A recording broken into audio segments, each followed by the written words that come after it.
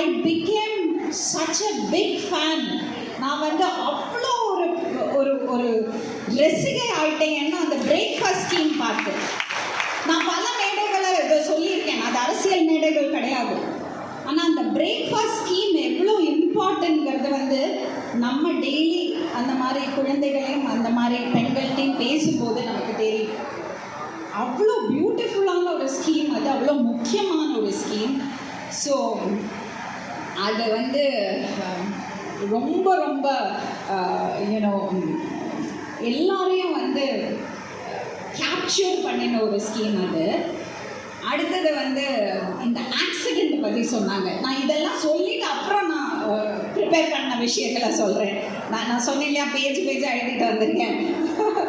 அப்போது இந்த ஆக்சிடெண்ட் நம்ம பல தடவை ரோட்டில் போகும்போது இந்த மாதிரி விஷயங்கள் பார்க்கும்போது நம்ம நிறுத்தணும்னு நினச்சா கூட சொல்லுவாங்க, போய் தலையை கொடுக்காதே, போய் தலையை கொடுத்தா தேவையில்லாமல் பிரச்சனையாகும். அப்போ நமக்கு தோணும், இது யாரோ பெற்ற பிள்ளை தானே, யாரோட ஹஸ்பண்டாக இருக்கலாம், யாரோட ஒய்ஃபாக இருக்கலாம், நம்ம விட்டுட்டு போகக்கூடாதுன்னு நம்ம ரிஸ்க் எடுத்து நம்ம பண்ணுவோம். பட் அப்போது மனசுக்குள்ள ஒரு பயம் இருக்கும்.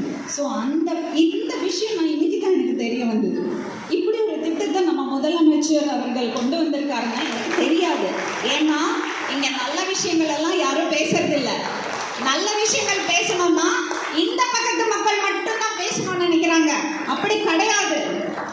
நான் பிறந்த வளர்ந்த பேக்ரவுண்ட் பார்த்தீங்கன்னா ராஜாஜி அவர்களோட மிக க்ளோஸ் அசோசியேட் எங்கள் அப்பா.